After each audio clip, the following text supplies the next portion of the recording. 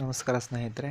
ನಾವಿವತ್ತು you P S C ಬಗ್ಗೆ ಮತ್ತು ಯು ಪಿ ಎಸ್ ಸಿ ನಡೆಸುವಂಥ ಸಿವಿಲ್ ಸರ್ವಿಸ್ ಎಕ್ಸಾಮಿನೇಷನ್ ಬಗ್ಗೆ ತಿಳ್ಕೊಳ್ಳೋಣ. ಇವತ್ತಿನ class U P S C ಬಗ್ಗೆ ನಾನು ಮಾತಾಡ್ತಿದ್ದೀನಿ. ಕೆಲವೊಂದು ಮಾಹಿತಿಗಳನ್ನ ನಿಮ್ಮ ಜೊತೆ ಹಂಚ್ಕೊತಾ ಇದ್ದೀನಿ. ಈ ಎಕ್ಸಾಮ್ನ ಎಲ್ಲರೂ ಬರೀರಿ, ಎಸ್ಪೆಷಲಿ ಕರ್ನಾಟಕದವರು ದಯವಿಟ್ಟು ಕನ್ನಡಿಗ ಎಲ್ಲರೂ ಬರೀರಿ. ಈ ಎಕ್ಸಾಮ್ನ ಖಂಡಿತ ಆಗುತ್ತೆ.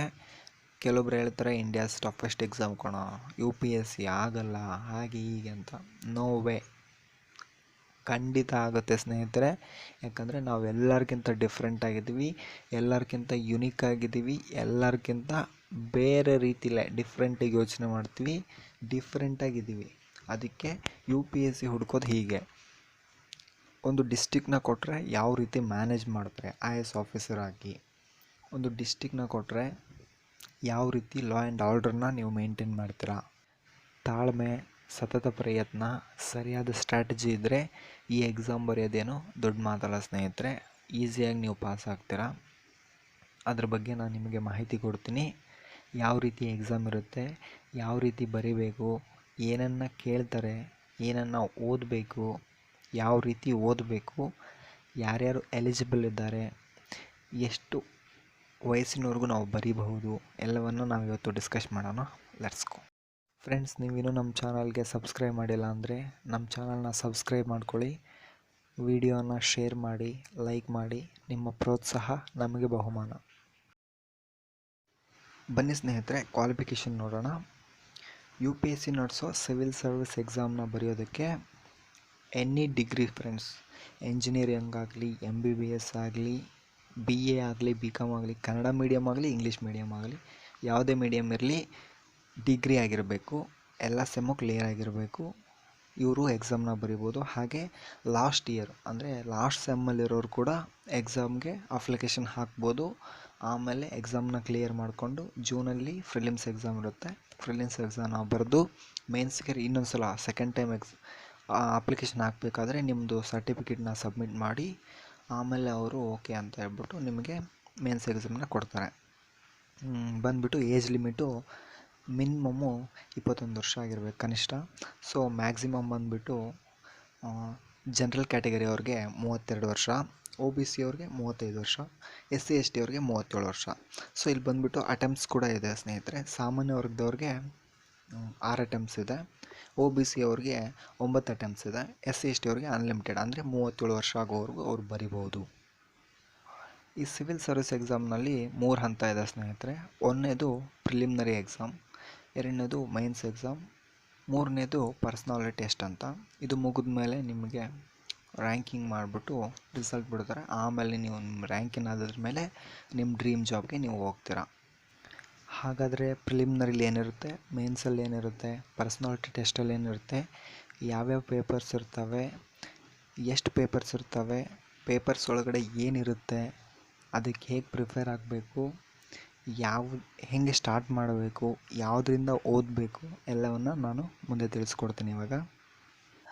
ಮೊದಲನೇದು ಪ್ರಿಲಿಮಿನರಿ ಎಕ್ಸಾಮಿನೇಷನ್ ಅಂತ. ಸೊ ಇದರಲ್ಲಿ 2 ಪೇಪರ್ ಇರುತ್ತೆ ಸ್ನೇಹಿತರೆ. ಒಂದು ರ್ಯಾಂಕಿಂಗ್ ಕೌಂಟ್ ಆಗುತ್ತೆ, ಇನ್ನೊಂದು ಕ್ವಾಲಿಫೈಯಿಂಗ್ ಪೇಪರ್. ಸೊ 1ನೇ ಪೇಪರಲ್ಲಿ 200 ಮಾರ್ಕ್ಸ್ ಇರುತ್ತೆ, 2 ಅವರಲ್ಲಿ ಬರೀಬೇಕು ಸ್ನೇಹಿತರೆ. ಸೊ ಇದರಲ್ಲಿ ಏನಿರುತ್ತೆ ಅಂತ ನೋಡ್ಕೊಂಬರೋಣ. Current events of national and international importance, current affairs ಬಗ್ಗೆ ನೋಡ್ಕೋಬೇಕು. ಇಂಟರ್ನ್ಯಾಷನಲ್ ಮತ್ತು ನ್ಯಾಷನಲ್ ರಿಲೇಷನ್ಶಿಪ್ ಯಾವ ರೀತಿ ಇದೆ ಅಂತ. History of India and Indian national moment ಸ್ನೇಹಿತರೆ. ಹಿಸ್ಟ್ರಿ ಅಂದರೆ ಮಿಡಿವಲ್, ಆ್ಯನ್ಸಿಯಂಟ್, ಮಾಡರ್ನ್ ಎಲ್ಲವನ್ನ ನೀವು ಗ್ಲಾನ್ಸಾಗಿ ನೋಡ್ಕೋಬೇಕು. ಹಾಗೆ ಇಂಡಿಯನ್ ನ್ಯಾಷನಲ್ ಮೂಮೆಂಟ್ ಬಗ್ಗೆ ಸ್ವಲ್ಪ ನೀವು ನೋಡ್ಕೋಬೇಕಾಗುತ್ತೆ. ಇಂಡಿಯಾ ಆ್ಯಂಡ್ ವರ್ಲ್ಡ್ ಜಿಯೋಗ್ರಫಿ, ಇಲ್ಲಿ ಜಿಯೋಗ್ರಫಿಯ physical features, social geography, economic geography, India and world ಬಗ್ಗೆ ಸ್ವಲ್ಪ ನೀವು ತಿಳ್ಕೊಬೇಕಾಗುತ್ತೆ, ಹಾಗೆ ನೋಡಬೇಕು. Indian polity and governance constitution, Indian polity ಬಗ್ಗೆ ಮತ್ತು ಕಾನ್ಸ್ಟಿಟ್ಯೂಷನ್ ಅಮೆಂಡ್ಮೆಂಟ್ಸು, ಫ್ಯೂಚರ್ಸು ಇವೆಲ್ಲ ನೋಡ್ಕೋಬೇಕಾಗುತ್ತೆ. ಪೊಲಿಟಿಕಲ್ ಸಿಸ್ಟಮ್ಮು, ಪಂಚಾಯತ್ ರಾಜ್ಯ, ಪಬ್ಲಿಕ್ ಪಾಲಿಸಿ, ರೈಟ್ ಇಶ್ಯೂ ಬಗ್ಗೆ ನೀವು ಸ್ವಲ್ಪ ನೋಡ್ಕೋಬೇಕು. Economic and social development, poverty, inclusion, demographics, social sector initiatives ಅಂತ ಬರುತ್ತೆ ಸ್ನೇಹಿತರೆ. ಹಾಗೆ ಇದ್ರ ಜೊತೆಗೆ ಸ್ವಲ್ಪ ಬಜೆಟ್ ಬಗ್ಗೆ ಸ್ವಲ್ಪ ನೀವು ನೋಡ್ಕೋಬೇಕು. ಆಮೇಲೆ general issues on environmental ecology, biodiversity and climate change. ಇದ್ರ ಬಗ್ಗೆ ನೀವು ಜಾಗತೀಕರಣದ ಬಗ್ಗೆ ಸ್ವಲ್ಪ ತಿಳ್ಕೊಬೇಕಾಗುತ್ತೆ ಸ್ನೇಹಿತರೆ. ಪರಿಸರದ ಬಗ್ಗೆ ಯಾವ ರೀತಿ ಇದೆ, ಇವಾಗ ಏನಾಗ್ತಿದೆ ಅಂತ ಅವರೊಂದು ಇದನ್ನು ಕೊಟ್ಟಿದ್ದಾರೆ ಸ್ನೇಹಿತರೆ. ಇದರಲ್ಲಿ that do not require subject specialization ಅಂತ. ಸೊ ಇದರಲ್ಲಿ ನೀವು ಯಾವುದೇ ರೀತಿಯ ಮಾಸ್ಟರ್ ಮತ್ತು ಡಿಗ್ರಿ ಮಾಡಿರೋ ಅವಶ್ಯಕತೆ ಇಲ್ಲ. ಜನರಲ್ಲಾಗಿ ಯಾವ ರೀತಿ ಗೊತ್ತಿರುತ್ತೋ ಆ ರೀತಿಯೇ ನೀವು ತಿಳ್ಕೊಂಡಿದ್ರೆ ಸಾಕು ಅಂತ. Next general science, physics, chemistry, biology. ಸಾಕು ಸ್ನೇಹಿತರೆ, ಇಷ್ಟು ತಿಳ್ಕೊಂಬಿಟ್ರೆ ಪೇಪರ್ 1ಗೆ ಸಾಕು. ಇದು ರ್ಯಾಂಕಿಂಗ್ ಡಿಸೈಡ್ ಮಾಡೋವಂಥ ಪೇಪರ್ 1. ಇನ್ನು ನೆಕ್ಸ್ಟ್ ಪೇಪರ್ 2 ಅಲ್ಲಿ ಏನಿರುತ್ತೆ ಅಂತ ನೋಡೋಣ. ಇದು ಪೇಪರ್ 2, 200 ಮಾರ್ಕ್ಸ್ಗಿರುತ್ತೆ ಫ್ರೆಂಡ್ಸ್. ಇದು ಕೂಡ 2 ಅವರು. ಇದು ಕ್ವಾಲಿಫೈಯಿಂಗ್ ಪೇಪರ್ಸ್, ಅಂದರೆ 33 ಮಾರ್ಕ್ಸ್ ತೆಗೆದ್ರೆ ಸಾಕು, ಇದರಲ್ಲಿ ನಾವು ಪಾಸ್ ಆಗ್ತೀವಿ. ಇದರಲ್ಲಿ comprehension, interpersonal skill, include communication skill, ಸಂವಹನ ಕೌಶಲ್ಯ ಯಾವ ಥರ ಇದೆ ನಮ್ಮಲ್ಲಿ, ಮತ್ತು ಪರಸ್ಪರ ಕೌಶಲ್ಯ ಯಾವ ಥರ ಇದೆ, logical reasoning and analytical ability, ನಾವು ಯಾವ ರೀತಿ ವಿಶ್ಲೇಷಣೆಯ ಸಾಮರ್ಥ್ಯವನ್ನು ಹೊಂದಿದ್ದೀವಿ ಅಂತ ಇದರಲ್ಲಿ ಚೆಕ್ ಮಾಡ್ತಾರೆ. Decision making and problem solving, ಯಾವ ರೀತಿ ಡಿಸಿಷನ್ಸ್ನ ತೊಗೊತೀವಿ, ಅಂದರೆ ಅವರೊಂದು ಕೇಸ್ ಸ್ಟಡಿ ಕೊಡ್ತಾರೆ. ಸೊ ಇಲ್ಲಿ ನೀವು ಯಾವ ರೀತಿ ಡಿಸಿಷನ್ನ ತೊಗೊತೀರಾ. ಮತ್ತು problem solving, general mental ability, ಇದು ನಿಮಗೆ ಗೊತ್ತಿದೆ ಸ್ನೇಹಿತರೆ. ಮತ್ತು basic numerics, numbers and their relations, ನಂಬರ್ಗಳ ಮಧ್ಯೆ ಇರೋಂಥ ರಿಲೇಷನ್ಸ್ನ ಕಂಡುಹಿಡಿಯೋದು, ಆರ್ಡರ್ಸ್ ಆಫ್ ಮ್ಯಾಗ್ನಿಟ್ಯೂಡ್ ಎಕ್ಸೆಟ್ರಾ. ಇವೆಲ್ಲ ಕ್ಲಾಸ್ 10th ಲೆವೆಲಲ್ಲಿ ಇರುತ್ತೆ ಸ್ನೇಹಿತರೆ. ಈ SLC ಸ್ಟೂಡೆಂಟ್ಸ್ಗೆ ಯಾವ ರೀತಿ ಇರುತ್ತೋ ಆ ರೀತಿಲಿ ಇದು ಇರುತ್ತೆ. Data interpretation, charts, graphs, table, data sufficient etcetera, ಇವೆಲ್ಲ 10th ಲೆವೆಲಲ್ಲಿರುತ್ತೆ ಸ್ನೇಹಿತರೆ. ನೀವು ಇದನ್ನು ಪಾಸ್ ಆಗ್ತೀರಾ, ಇದ್ರ ಬಗ್ಗೆ ನೀವು ತಲೆ ಕೆಡಿಸ್ಕೊಳ್ಳೋದು ಬೇಕಾಗಿಲ್ಲ. ರ್ಯಾಂಕಿಂಗ್ ಪೇಪರ್ ಬಗ್ಗೆ ನೀವು ಸ್ವಲ್ಪ ಗಮನ ಹರಿಸ್ಬೇಕು. ಇದು 33% ಅಷ್ಟೇ ನೀವು ನೋಡ್ಕೊಂಡಿರ್ತೀರ. ಏನಪ್ಪ, ಇವೆರಡರಲ್ಲೂ ನೀವು ಎಕ್ಸಾಮ್ ಬರೀತೀರ, ಇವೆರಡನ್ನೂ ಎಕ್ಸಾಮ್ ಬರೀತೀರ, ನಂತರ ನೀವು ಮೇನ್ಸಿಗೆ ಹೋಗ್ತೀರ. ಸೊ ಮೇನ್ಸಲ್ಲಿ ಏನಿರುತ್ತೆ, ಅದರಲ್ಲಿ ಯಾವ ರೀತಿ ಪೇಪರ್ಗಳು ಬರುತ್ತೆ ಏನನ್ನೋದನ್ನು ನೋಡೋಣ ಬನ್ನಿ.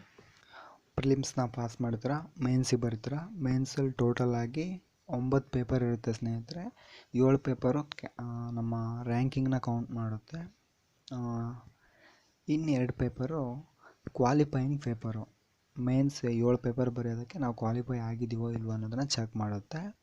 1ನೇದು ಕಂಪಲ್ಸರಿ ಇಂಗ್ಲೀಷು, 2ನೇದು ಇಂಡಿಯನ್ ಲ್ಯಾಂಗ್ವೇಜು. ನಾವು ಕರ್ನಾಟಕದಿಂದ ಕನ್ನಡನೇ ಚೂಸ್ ಮಾಡ್ತೀವಿ, ಕನ್ನಡದಲ್ಲೇ ಬರಿತೀವಿ. ಸೊ ಇಂಗ್ಲೀಷ್ನಲ್ಲಿ ಬರೋದಾದರೆ comprehension of giving passage, praises rating, usage and vocabulary, short essay ಕೊಟ್ಟಿರ್ತಾರೆ. ಅದರಲ್ಲಿ ಕೆಳಗಡೆ ಓದ್ಕೊಂಡು ಕೆಳಗಡೆ ಕ್ವಶನ್ ಕೊಟ್ಟಿರ್ತಾರೆ, ಅದನ್ನು ಬರೆಯೋದು. ಯೂಸೇಜ್, ವೆಕ್ಯಾಬ್ಯುಲರಿ ಅಂದರೆ ಸಿನಾನಿಮ್ಸ್, ಆ್ಯಂಟೋನಿಮ್ಸ್ ಕೊಟ್ಟಿರ್ತಾರೆ, ಅವುಗಳನ್ನ ಫುಲ್ಫಿಲ್ ಮಾಡೋದು. ಸೊ ಇದಾದಮೇಲೆ ಇಂಡಿಯನ್ ಲ್ಯಾಂಗ್ವೇಜಲ್ಲಿ ಕೂಡ ಅದೇ ಥರ ಇರುತ್ತೆ. ಆದರೆ ಇದರಲ್ಲಿ ಏನು ಕೊಟ್ಟಿರ್ತಾರೆ ಅಂದರೆ ಕನ್ನಡದಿಂದ ಇಂಗ್ಲೀಷಿಗೆ ಟ್ರಾನ್ಸ್ಲೇಟ್ ಮಾಡೋದು, ಇಂಗ್ಲೀಷಿಂದ ಕನ್ನಡಕ್ಕೆ ಟ್ರಾನ್ಸ್ಲೇಷನ್ ಮಾಡೋದನ್ನು ಕೊಟ್ಟಿರ್ತಾರೆ ಅಷ್ಟೇ. ಇವೆರಡು ಪೇಪರ್ನ ನೆಗ್ಲೆಕ್ಟ್ ಮಾಡೋ ಹಾಗಿಲ್ಲ. ಇಷ್ಟು ದೊಡ್ಡ ಪೇಪರ್, ಇಷ್ಟು ದೊಡ್ಡ UPSC ಎಕ್ಸಾಮ್ಗೆ ಓದ್ಕೊಂಡಿರ್ತೀರ ಅಂದರೆ ನೀವು ಇದನ್ನು ಪಾಸ್ ಮಾಡ್ತೀರಾ. ಬಟ್ ನೆಗ್ಲೆಕ್ಟ್ ಮಾಡೋಕ್ಕೆ ಹೋಗಬೇಡಿ, ಇದನ್ನು ಕೂಡ ನೋಡ್ಕೊಳ್ಳಿ. ನೆಕ್ಸ್ಟು ಇವಾಗ ನಾವು ನಮ್ಮ ಮೇನ್ ಜರ್ನಿಗೆ ಹೋಗೋಣ. ಅಂದರೆ ನಾವು ಇಷ್ಟು ತಿಂಗಳು, ಇಷ್ಟು ವರ್ಷಗಳ ಕಾಲ ಓದಿದ್ದೀವಲ್ಲ, ಸೊ ನಾವು ನೆಕ್ಸ್ಟ್ ಇವಾಗ ಮೇನ್ ಯುದ್ಧಕ್ಕೆ ಹೋಗ್ತಾ ಇದ್ದೀವಿ. ಹಾಗೆ ಸ್ನೇಹಿತರೆ, 300 ಮಾರ್ಕ್ಸ್ ಇರುತ್ತೆ. ಇದು ಕ್ವಾಲಿಫೈಯಿಂಗ್ ಪೇಪರ್ ಆದ ಕಾರಣ 25% ತೆಗೆದ್ರೆ ಸಾಕು, ಅಂದರೆ 75 ಮಾರ್ಕ್ಸ್ ತೆಗೆದ್ರೆ ಸಾಕು. ಇದರಲ್ಲಿ ನೀವು ಪಾಸಾಗಿ ಹೋಗ್ತೀರಾ. ಸೊ ನೆಗ್ಲೆಕ್ಟ್ ಮಾಡಬೇಡಿ, ಇದನ್ನು ಕೂಡ ಸ್ವಲ್ಪ ನೋಡ್ಕೊಳ್ಳಿ. ಸೊ ಇವಾಗ ನಾವು ಮೇನ್ ಮ್ಯಾಟ್ರಿಗೆ ಹೋಗೋಣ.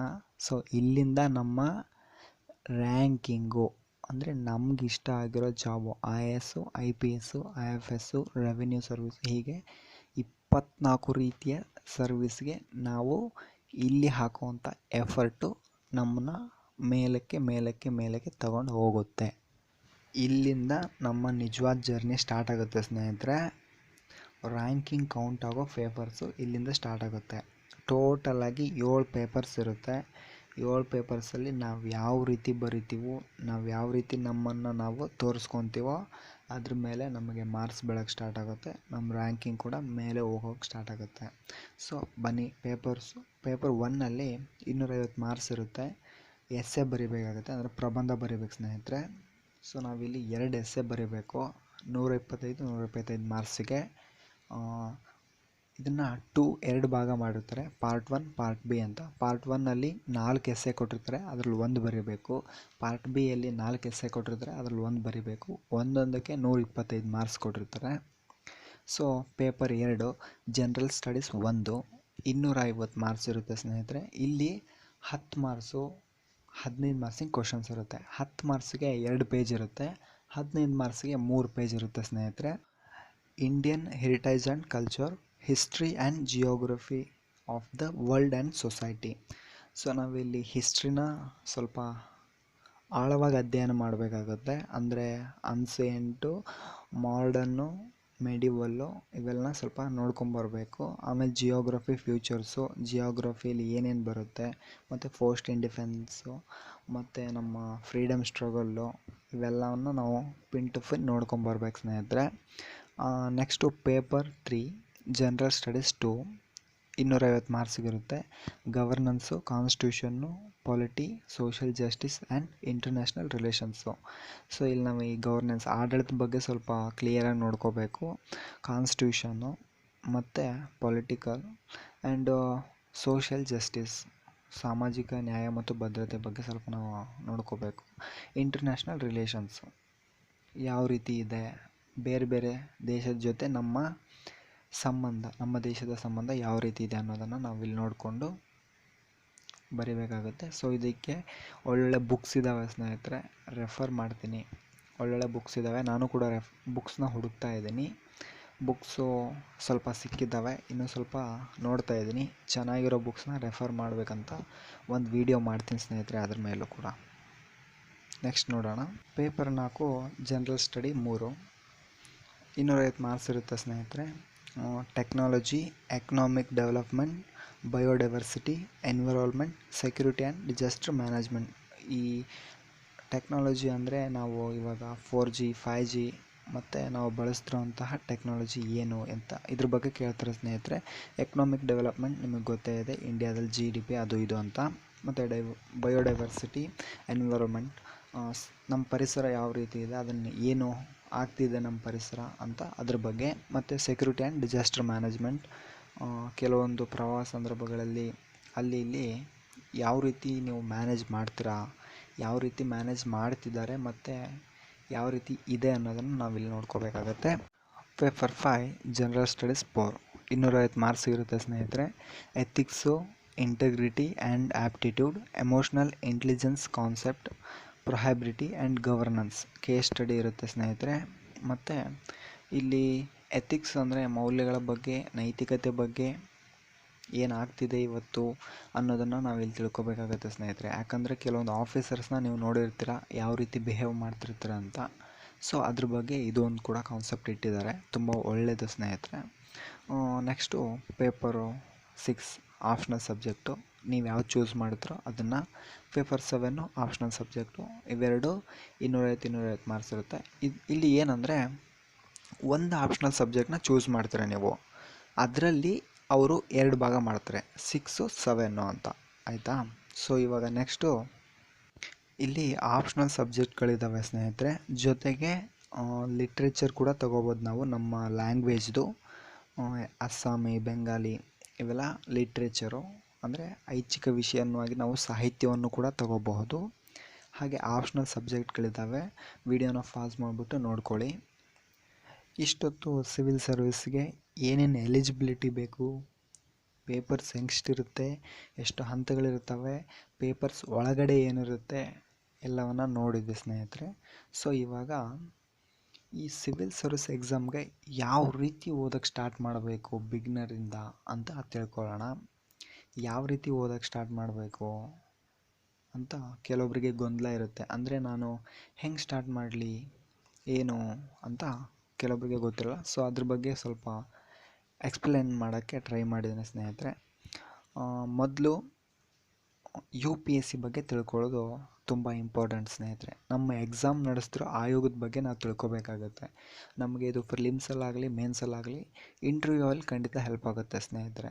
ಇಂಟರ್ವ್ಯೂವಲ್ಲಿ ಕೇಳೋ ಚಾನ್ಸಸ್ ಇದೆ, ಅದರಿಂದ ಸ್ವಲ್ಪ ಮೊದಲು ನಾವು UPSC ಬಗ್ಗೆ ತಿಳ್ಕೊಳ್ಳೋಣ. ಅದು ನಡೆಸೋ ಎಕ್ಸಾಮ್ಸ್ಗಳ ಬಗ್ಗೆ. ಇವಾಗ ಎಂಜಿನಿಯರಿಂಗು, ಸೈನ್ಸ್ ಎಕ್ಸಾಮ್ಗಳನ್ನ ನಡೆಸುತ್ತೆ, CDSN, CA ಮತ್ತು ಇನ್ನು ಕೆಲವೊಂದು ಎಕ್ಸಾಮ್ಗಳನ್ನ ಇದು ನಡೆಸುತ್ತೆ. ಸೊ ಇದ್ರ ಬಗ್ಗೆ ತಿಳ್ಕೊಳ್ಳೋಣ. Next language. ನಾವು ಯಾವ ಲ್ಯಾಂಗ್ವೇಜಲ್ಲಿ ಬರಿತೀವಿ ಅನ್ನೋದನ್ನು ಫಸ್ಟು ಡಿಸೈಡ್ ಮಾಡಬೇಕಾಗತ್ತೆ. ಇವಾಗ ಕೆಲವೊಬ್ಬರು ನಾನು ಇಂಗ್ಲೀಷ್ ಮೀಡಿಯಮ್ಮು, ಇಂಗ್ಲೀಷ್ ಚೆನ್ನಾಗಿ ಓದ್ತೀನಿ, ಇಂಗ್ಲೀಷ್ ಚೆನ್ನಾಗಿ ಬರಿತೀನಿ, ಸೊ ನಾನು ಇಂಗ್ಲೀಷಲ್ಲೇ ಬರಿತೀನಿ. ಕೆಲವೊಬ್ಬರು ಕನ್ನಡ ಮೀಡಿಯಮ್ಮು, ಕನ್ನಡದಲ್ಲಿ ಬರೀತಾರೆ. ಸೊ ಕನ್ನಡದಲ್ಲಿ ಬರೆಯೋರಿಗೆ ಕನ್ನಡ ಚೂಸ್ ಮಾಡಬೇಕಾಗತ್ತೆ. ನನಗೆ ಇಂಗ್ಲೀಷ್ ಆಗಲ್ಲಪ್ಪ ಅಂತ ಅನ್ನೋರು ಕನ್ನಡದಲ್ಲಿ ಬರಿಬೋದು. ಸ್ನೇಹಿತರೆ, ಇನ್ನೊಂದು ವಿಷಯ ನಾನು ಹೇಳ್ತೀನಿ. ಕನ್ನಡಿಗರು ಕನ್ನಡದಲ್ಲೇ ಬರೀರಿ, ಯಾಕಂದರೆ 4-5 ಮಾರ್ಕ್ಸ್ ಹೆಚ್ಚಿಗೆ ಬರುತ್ತೆ. ಅಂದರೆ ನೀವು ನಿಮ್ಮ ದಿನನಿತ್ಯದ ಜೀವನದಲ್ಲಿ ಕನ್ನಡ ಬಳಸಿರ್ತೀರ. ಅಂದರೆ ಯಾವ ರೀತಿ ನಾವು ಕನ್ನಡವನ್ನು ಎಕ್ಸ್ಪೋಸ್ ಮಾಡ್ಬೋದು, ವಿಷಯವನ್ನು ಅಭಿವ್ಯಕ್ತಿ ಪಡಿಸ್ತೀರಾ ಅನ್ನೋದು ತುಂಬ ಮೇನ್ ಆಗುತ್ತೆ. ಸೊ ಆದ್ದರಿಂದ ಕನ್ನಡದಲ್ಲಿ ಬರೀರಿ. ನೆಕ್ಸ್ಟು ಏನಪ್ಪ ಅಂದರೆ ಸಿಲೆಬಸ್ಸು. ಮೊದಲು ಇವಾಗ ನಾನು ಹೇಳಿದ್ನಲ್ಲ, ಇದನ್ನು ಒಂದು ಸಲ ಹೋಗಿ ನೋಟಿಫಿಕೇಷನಲ್ಲಿ ನೋಡಿ. ನೋಟಿಫಿಕೇಷನಲ್ಲಿ ಸಿಲೆಬಸ್ಸು ಏನಿದೆ ಅನ್ನೋದನ್ನು ನೋಡಿಕೊಂಡು ಅದನ್ನು ಒಂದು ಹತ್ರ ಬರ್ಕೊಂಡು ಇಟ್ಕೊಳ್ಳಿ. ಮೊದಲು ಸಿಲೆಬಸ್ನೇ ನೋಡ್ದೇ ನೀವು ಏನು ಡಿಸೈಡ್ ಮಾಡೋಕ್ಕಾಗಲ್ಲ. ಅದಕ್ಕೆ ಮೊದಲು ಸಿಲೆಬಸ್ನ ಎಲ್ಲ ಕಂಪ್ಲೀಟಾಗಿ ನೋಡಿಬಿಟ್ಟು ಆಮೇಲೆ ಆಪ್ಷನಲ್ ಸಬ್ಜೆಕ್ಟ್ನ ಚೂಸ್ ಮಾಡಬೇಕಾಗತ್ತೆ ಫ್ರೆಂಡ್ಸ್. ಯಾಕಪ್ಪ ಇವಾಗಲೇ ಆಪ್ಷನಲ್ ಸಬ್ಜೆಕ್ಟ್ನ ಚೂಸ್ ಮಾಡಬೇಕು ಅಂದರೆ, ಸಿಲೆಬಸ್ಸು ನೋಡಿರ್ತೀರ. ಸೊ ಆಪ್ಷನಲ್ ಸಬ್ಜೆಕ್ಟಲ್ಲಿ ಏನೇನು ಅಂತ ನಿಮಗೆ ಗೊತ್ತಾಗುತ್ತೆ. ಯಾವ್ಯಾವ ಆಪ್ಷನಲ್ ಸಬ್ಜೆಕ್ಟಲ್ಲಿ ಏನೇನು ಓದ್ಕೋಬೇಕು, ಏನೇನು ಇರುತ್ತೆ ಅಂತ. ಸೊ ನಿಮಗೆ ಈಸಿ ಆಗೋವಂಥ ಒಂದು ಆಪ್ಷನಲ್ ಸಬ್ಜೆಕ್ಟ್ನ ನೀವು ಚೂಸ್ ಮಾಡಿ. ಯಾಕಂದರೆ ನೀವು ಆಲ್ರೆಡಿ ನೋಟಿಫಿಕೇಷನ್ ನೋಡಿರ್ತೀರ, ಅಲ್ಲಿ ಅವ್ರು ಕೊಟ್ಟಿರ್ತಾರೆ. ಅಂದರೆ ಇವಾಗ ಪಬ್ಲಿಕ್ ಅಡ್ಮಿನಿಸ್ಟ್ರೇಷನಲ್ಲಿ ನಾವು ಇದನ್ನೇ ಕೇಳ್ತೀವಿ, ಫಿಸಿಕ್ಸಲ್ಲಿ ಇದನ್ನು ಕೇಳ್ತೀವಿ, ಕೆಮಿಸ್ಟ್ರಿಲಿ ಇದನ್ನು ಕೇಳ್ತೀವಿ ಅಂತ. ಸೊ ಅಲ್ಲಿ ನಮಗೆ ಈಸಿಯಾಗಿರೋದು ಗೊತ್ತಾಗ್ಬಿಡುತ್ತೆ ಯಾವುದು ಅಂತ. ಸೊ ಅದನ್ನು ಫಸ್ಟು ಫೈಂಡ್ ಮಾಡ್ಕೊಳ್ಳಿ. ಆಪ್ಷನಲ್ ಸಬ್ಜೆಕ್ಟ್ ಯಾಕಪ್ಪ ಅಂದರೆ, ಇವಾಗ ಹಿಸ್ಟ್ರಿ ತೊಗೊಂಡ್ರಿ ಅಂತ ಅಂದ್ಕೊಳ್ಳಿ. ನೀವು ಮೇನ್ಸಿಗೆ ಓದಬೇಕಾದ್ರೆ ಹಿಸ್ಟ್ರಿನ ಇನ್ನೂ ಸ್ವಲ್ಪ ಡೀಪಾಗಿ ಹೋಗ್ಬಿಟ್ರೆ ಆಪ್ಷನಲ್ಗೆ ನಾವು ಎಕ್ಸ್ಟ್ರಾ ಓದೋದೇ ಬೇಕಾಗಿಲ್ಲ, ಅಲ್ಲೇ ಮೇಕಪ್ ಆಗಿಬಿಡುತ್ತೆ. ಸೊ ಆದ್ದರಿಂದ ಆಪ್ಷನಲ್ ಸಬ್ಜೆಕ್ಟ್ನ ಚೂಸ್ ಮಾಡ್ಕೊಳ್ಳಿ. ನೆಕ್ಸ್ಟು ಪ್ರೀವಿಯಸ್ ಇಯರ್ ಕ್ವಶನ್ ಪೇಪರ್ನ, ಅಂದರೆ ಒಂದು 3 ವರ್ಷದ ಕ್ವಶನ್ ಪೇಪರ್ನ ನೀವು ರೆಡಿ ಮಾಡ್ಕೋಬೇಕಾಗತ್ತೆ ಸ್ನೇಹಿತರೆ. 3 ವರ್ಷದ ಕ್ವಶನ್ ಪೇಪರ್ನ ನೀವು ಏನು ಮಾಡಬೇಕು, ಮೊದಲು ಏನೇನು ಬಂದಿದೆ ಕ್ವಶನ್ಸು, ಏನೇನಿದೆ UPSCಯಲ್ಲಿ, ಏನು ಎಕ್ಸ್ಪೆಕ್ಟ್ ಮಾಡ್ತಿದ್ದಾರೆ ಅವರು, ಏನು ಕೇಳ್ತಿದ್ದಾರೆ, ನಾವು ಯಾವ ರೀತಿ ಅವ್ರಿಗೆ ಆನ್ಸರ್ ಮಾಡಬೇಕು ಅಂತ ನಿಮಗೆ ಒಂದು ಲೆವೆಲಲ್ಲಿ ಐಡಿಯಾ ಬರುತ್ತೆ. ಅಂದರೆ UPSCಯಲ್ಲಿ ಯಾವ ರೀತಿ ಕೇಳ್ತಿದ್ದಾರೆ ಅವರು, ನಾವು ಯಾವ ರೀತಿ ಬರೀಬೇಕು ಅನ್ನೋದು ನಿಮಗೆ ಗೊತ್ತಾಗುತ್ತೆ. ಸೊ ನೆಕ್ಸ್ಟ್ ಬಂದುಬಿಟ್ಟು ಪ್ರಾಪರ್ ಬುಕ್ ಲಿಸ್ಟ್ ಮಾಡ್ಕೊಳ್ಳಿ. ನಾನು ನೆಕ್ಸ್ಟು ಬುಕ್ ಲಿಸ್ಟ್ ಮಾಡಬೇಕಂತ ಅಂದ್ಕೊಂಡಿದ್ದೀನಿ. ಕೆಲವೊಂದು ಬುಕ್ಸ್ನ ನೋಡ್ತಾ ಇದ್ದೀನಿ ಯಾವ್ದು ಚೆನ್ನಾಗಿದೆ ಅಂತ. ಅದನ್ನು ನೋಡಿಬಿಟ್ಟು ಕೊಡ್ತೀನಿ. ಇಲ್ಲಿ ಬುಕ್ಸ್ ಅಂದ ತಕ್ಷಣ ಏನು ಬರುತ್ತೆ ಅಂದರೆ ಸ್ನೇಹಿತರೆ, ಮೊದಲನೇದಾಗಿ ಸ್ಟ್ಯಾಂಡರ್ಡ್ ಬುಕ್ಸು, ಅದು ಮುಂದೆ ಹೇಳ್ತೀನಿ ಏನಂತ. ಬಟ್ ಇಲ್ಲಿ ಬುಕ್ಸ್ನ ನಾವು ತುಂಬ ಕಡಿಮೆ ತಗೋಬೇಕಾಗತ್ತೆ. ತುಂಬ ಜಾಸ್ತಿ ತಗೊಂಡು ಟೆನ್ಷನ್ ಮಾಡಿಕೊಂಡು ಇಷ್ಟೊಂದು ಬುಕ್ಸ್ ಇದೆ, ಇಷ್ಟೊಂದು ಸಬ್ಜೆಕ್ಟ್ಸ್ ಇದೆ ಅಂತ ಅಂದ್ಕೊಂಡು ಮಾಡ್ಕೊಳ್ಳೋ ಅವಶ್ಯಕತೆ ಬರಬಾರ್ದು ನಮಗೆ. ಕಡಿಮೆ ಬುಕ್ಸು ಅಂದರೆ ನಮ್ಮದು ಎಫರ್ಟು, ಅಂದರೆ ನಮ್ಮದು ಇನ್ಪುಟ್ಟು 20%, ಔಟ್ಪುಟ್ಟು 80%, ಈ ಥರ ಇರಬೇಕು. ನಾವು ಹಾಕೋದು 20% ಹಾಕಬೇಕು, ಆದರೆ ಆಚೆ ಬರೋದು 80% ಬರಬೇಕು ಸ್ನೇಹಿತರೆ. ಆ ರೀತಿ ಬುಕ್ಸ್ನ ಚೂಸ್ ಮಾಡಬೇಕು. ಸೊ ಆ ರೀತಿ ಬುಕ್ಸ್ನ ನೀವು ಚೂಸ್ ಮಾಡಿ. ನಾನು ನೆಕ್ಸ್ಟ್ ವೀಡಿಯೋ ಮಾಡೋಕ್ಕೆ ಟ್ರೈ ಮಾಡ್ತೀನಿ. ಬೇಕಂದರೆ ಕಾಮೆಂಟ್ ಮಾಡಿ, ನಾನು ಅದ್ರ ಮೇಲೂ ಕೂಡ ಒಂದು ವೀಡಿಯೋ ಮಾಡ್ತೀನಿ. ನೆಕ್ಸ್ಟು ಸ್ಟಾರ್ಟಿಂಗ್ ನೀವು ಸ್ಟ್ಯಾಂಡರ್ಡ್ ಬುಕ್ಸ್ನ ಓದೋಕ್ಕೆ ಹೋಗ್ಬೇಡಿ ಸ್ನೇಹಿತರೆ. ಮೊದಲು NCERTನ ಓದ್ಕೊಳ್ಳಿ. NCERTನ ಯಾವ ರೀತಿ ಓದ್ಕೊಳ್ಳಿ ಅಂದರೆ, ಕ್ಲೀನಾಗಿ ಓದ್ಕೊಳ್ಳಿ. ನೀವು ಒಂದು 6ರಿಂದ 12 ಕ್ಲೀನಾಗಿ ಒಂದು ಸಲ ಓದ್ಕೊಂಬಿಡಿ. ನೆಕ್ಸ್ಟು ಅದಕ್ಕೆ ನೀವು ಕೈ ಹಾಕಬಾರ್ದು. ಯಾವ ರೀತಿ ಕ್ಲೀನಾಗಿ ಓದ್ಕೊಳ್ಳಿ, ಒಂದೇ ಸಲ ನೀವು ಕ್ಲೀನಾಗಿ ಓದ್ಕೊಂಡು ಅದನ್ನು ನೋಟ್ಸ್ ಮಾಡಿಟ್ಕೊಳ್ಳಿ. ಅಂದರೆ ನೀವು ಎಲ್ಲವನ್ನ ನೋಟ್ಸ್ ಮಾಡ್ಕೊಳ್ಳೋಕೆ ಹೋಗ್ಬಿಡಿ. ನಿಮಗೆ ಯಾವುದು ಬರಲ್ಲ, ಇದು ನನಗೆ ನೆನಪಿಟ್ಕೊಳ್ಳೋಕ್ಕಾಗಲ್ಲ ಅಂದರೆ ಅದನ್ನು ನೀವು ಶಾರ್ಟ್ ನೋಟ್ಸ್ ಮಾಡಿಟ್ಕೊಳ್ಳಿ, ಮೈಂಡ್ ಮ್ಯಾಪ್ ಮಾಡಿಟ್ಕೊಳ್ಳಿ, ಗ್ರಾಫ್ ಹಾಕ್ಕೊಳ್ಳಿ, ಏನೋ ಒಂದು ಡಿಸೈನ್ ಮಾಡಿಟ್ಕೊಳ್ಳಿ. ಸೊ ಹಿಂಗೆ ಮಾಡಿಕೊಂಡು ಅದನ್ನು ನೆನಪಿಟ್ಕೊಳ್ಳೋಕೆ ಪ್ರಯತ್ನ ಪಡಿ. ಸೊ NCERTನ ಯಾವುದನ್ನು ಅದು ಹೆಂಗಿದೆ ಹಂಗೆ ನೋಟ್ಸ್ ಮಾಡ್ಕೊಳ್ಳೋಕೆ ಹೋಗಬೇಡಿ. ನಿಮಗೆ ಅರ್ಥ ಆಗೋ ಥರ ನೋಟ್ಸ್ ಮಾಡಿಟ್ಕೊಳ್ಳಿ. ನೆಕ್ಸ್ಟು ಸ್ಟ್ಯಾಂಡರ್ಡ್ ಬುಕ್ಸಿಗೆ ಬನ್ನಿ. ಸ್ಟ್ಯಾಂಡರ್ಡ್ ಬುಕ್ಸಿಗೆ ಬಂದ ತಕ್ಷಣ ನೀವೇನು ಮಾಡಬೇಕು, ಒಂದು ಸಲ ಕ್ಲೀನಾಗಿ ಓದಬೇಕು ಸ್ನೇಹಿತರೆ. Pin to pin, word to word, line to line, pin to pin ಕರೆಕ್ಟಾಗಿ ಓದಿ ಒಂದು ಸಲ ಕೂತ್ಕೊಂಡು. ನೆಕ್ಸ್ಟು ಏನು ಮಾಡಿ, ಟಾಪರ್ಸು ನೋಟ್ಸ್ ಸಿಗುತ್ತೆ. ಎಲ್ಲಿ? ಆನ್ಲೈನಲ್ಲಿ ಟಾಪರ್ಸ್ದು ನೋಟ್ಸ್ ಸಿಗುತ್ತೆ. ಆ ನೋಟ್ಸ್ನ ನೀವು ನೋಡಬೇಕು ಫಸ್ಟು. ಅವ್ರು ಯಾವ ರೀತಿ ನೋಟ್ಸ್ ಮಾಡ್ಕೊಂಡಿದ್ದಾರೆ, ಅವ್ರಿಗೆ ಯಾವ ರೀತಿ ಈಸಿ ಆಗೋ ಥರ ಮಾಡ್ಕೊಂಡಿದ್ದಾರೆ ಅನ್ನೋದನ್ನು. ಸೊ ನೀವು ಟಾಪರ್ಸ್ ನೋಟ್ಸ್ ನೋಡಿದರೆ ನಿಮಗೂ ಒಂದು ಐಡಿಯಾ ಬರುತ್ತೆ ನಾವು ಯಾವ ರೀತಿ ನೋಟ್ಸ್ ಮಾಡ್ಕೋಬೇಕು ಅಂತ. ಸೊ ಇಲ್ಲಿ ನೀವು ಏನು ಮಾಡ್ತೀರಾ, ಸೆಲ್ಫ್ ಸ್ಟಡಿ ಮಾಡ್ತೀರಾ. ಆದ್ದರಿಂದ ನೀವು ನೋಟ್ಸ್ನ ನೋಡಿಕೊಂಡು ಅವ್ರು ಯಾವ ರೀತಿ ಮಾಡಿದಾರೋ ಆ ರೀತಿ ನೀವು ಕೂಡ ನೋಟ್ಸ್ ಮಾಡ್ಕೊಳ್ಳೋಕೆ ಸ್ಟಾರ್ಟ್ ಮಾಡ್ತೀರಾ. ನೋಟ್ಸ್ ಮಾಡಿಕೊಂಡು ಈ ಓಲ್ಡ್ ಕ್ವಶನ್ ಪೇಪರ್ ಇರುತ್ತಲ್ಲ ಅದನ್ನು ನೋಡಿಕೊಂಡು ಆನ್ಸರ್ ರೈಟಿಂಗ್ ಪ್ರಾಕ್ಟೀಸ್ ಮಾಡ್ತೀರಾ. ಯಾವ ರೀತಿ ಆನ್ಸರ್ ಮಾಡಬೇಕು, ಅವರು ಏನು ಎಕ್ಸ್ಪೆಕ್ಟ್ ಮಾಡ್ತಿದ್ದಾರೆ, ನಾವೇನು ಕೊಡಬೇಕು. ಸೊ ನೀವಿಲ್ಲಿ ತುಂಬ ರಿವಿಷನ್ ಮಾಡಬೇಕಾಗುತ್ತೆ ಸ್ನೇಹಿತರೆ. ಇಲ್ಲಿ ರಿವಿಷನ್ ತುಂಬ ಇಂಪಾರ್ಟೆಂಟು. ನೀವು ಏನು ಓದಿರ್ತೀರೋ ಅವತ್ತು ನೈಟು ರಿವಿಷನ್ ಮಾಡಿಬಿಡಿ. ಸೊ ಕ್ಲಿಯರ್ ಆಗಿಬಿಡುತ್ತೆ. ಇಲ್ಲಿ ನೀವು ಯಾವ ರೀತಿ ಡೆಡಿಕೇಶನ್ ಕೊಡ್ತೀರೋ ಆ ರೀತಿ ನೀವು ಮೇಲೆ ಹೋಗ್ತೀರಾ ಸ್ನೇಹಿತರೆ. ನೀವು ನೆಕ್ಸ್ಟ್ ಏನು ಮಾಡ್ತೀರಾ, ನೀವು ಆನ್ಸರ್ ರೈಟಿಂಗ್ ಪ್ರಾಕ್ಟೀಸ್ ಮಾಡ್ತೀರಾ. ಆಮೇಲೆ ನಿಮಗೆ ಬೇಕಂದರೆ ಮಾಕ್ ಟೆಸ್ಟ್ನ ತೊಗೋಬೋದು ನೀವು. ಇವಾಗ ಮಾಕ್ ಟೆಸ್ಟ್ ಎಲ್ಲ ಆನ್ಲೈನಲ್ಲಿ ಕೂಡ ಇದೆ, ಮತ್ತು ನೀವು ಆಫ್ಲೈನಲ್ಲಿ ಕೂಡ ತೊಗೋಬೋದು ಮಾಕ್ ಟೆಸ್ಟ್ನ. ಆದಷ್ಟು ಮಾಕ್ ಟೆಸ್ಟ್ ತೊಗೊಳಕ್ಕೆ ಟ್ರೈ ಮಾಡಿ. ಯಾಕಂದರೆ ನಿಮಗೆ ಯಾವ ರೀತಿ ನಾವು ಬರಿಬೇಕು, ಹೆಂಗೆ ಬರಿಬೇಕು, ನಾನು ಏನು ಬರೆದಿದ್ದೀನಿ ಅಂತ ನಿಮಗೆ ಗೊತ್ತಾಗತ್ತೆ. ಸೊ ಮಾಕ್ ಟೆಸ್ಟ್ ತೊಗೊಳ್ಳಿ. ನೋಟ್ಸ್ನ ನಿಮ್ಗೆ ಈಸಿ ಆಗೋ ಥರ ಮಾಡ್ಕೊಳ್ಳಿ.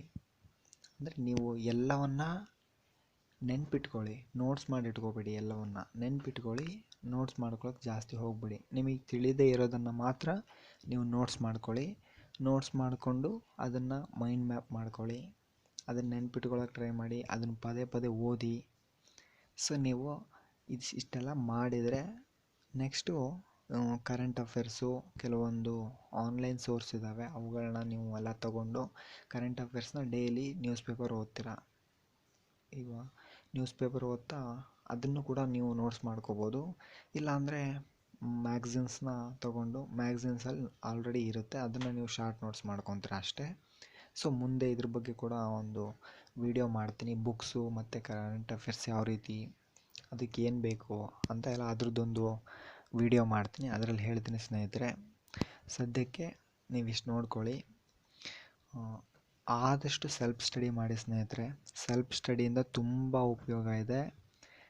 ಸೆಲ್ಫ್ ಸ್ಟಡಿ ಮಾಡಿದರೆ ತುಂಬ ಡೀಪಾಗಿ ನೀವೇ ನಿಮ್ಮನ್ನು ಅರ್ಥ ಮಾಡ್ಕೊತೀರ ಮತ್ತು ಅವರನ್ನು ಅರ್ಥ ಮಾಡಿಸ್ತೀರ. ಆದ್ದರಿಂದ ಡೀಪ್ ಸ್ಟಡಿನ ಮಾಡಬೇಕಂದ್ರೆ ನೀವು ಸೆಲ್ಫ್ ಸ್ಟಡಿ ಮಾಡಲೇಬೇಕು. UPSC ಎಲ್ಲಿ ನೀವು ಪಾಸ್ ಆಗೇ ಆಗ್ತೀರ. 100% ಸಕ್ಸಸ್ ನಿಮ್ಮದೇ ಸ್ನೇಹಿತರೆ. ಚೆನ್ನಾಗಿ ಓದಿ, ಡೆಡಿಕೇಶನ್ ಇದ್ದರೆ ಏನು ಬೇಕಾದರೂ ಸಾಧ್ಯ. ಓಕೆನಾ? All the best.